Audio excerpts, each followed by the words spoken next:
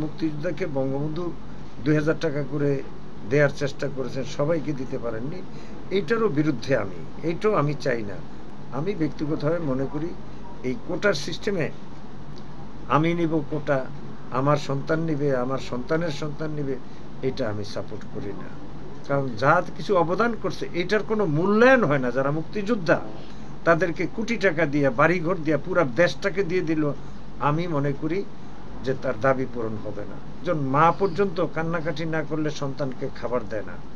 সুতরাং আমার যা চাহিদা আছে এই চাহিদাটা পূরণ করার জন্য সরকার আছে, সরকার আমাদের এটা করবে। এইটা গভর্নমেন্ট সেটেল করতে পারে।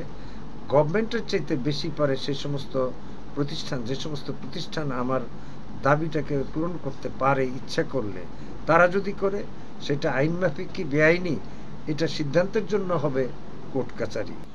এই পৃথিবীতে যত মানুষ আছে সব মানুষ মেধার উপরে ডিপেন্ড করে মানুষ চলে।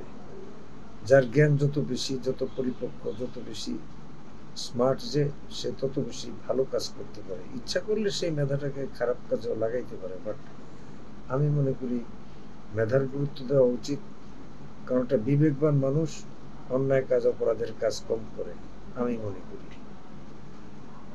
সুতরাং আজকে যে কোটা আন্দোলন করতেছে, কোটার বিরুদ্ধে, আমি এটা সাপোর্ট করি, কারণ কোটার পক্ষে না। মুক্তিযুদ্ধে অংশগ্রহণ করেছি মূলত, যারা মুক্তিযুদ্ধে অংশগ্রহণ করেছে তারা শুধু যে আওয়ামী লীগের লোক আমি তা মনে করি না। আমি একজন কিন্তু ছাত্রলীগ থেকে আওয়ামী লীগ এই পর্যন্ত।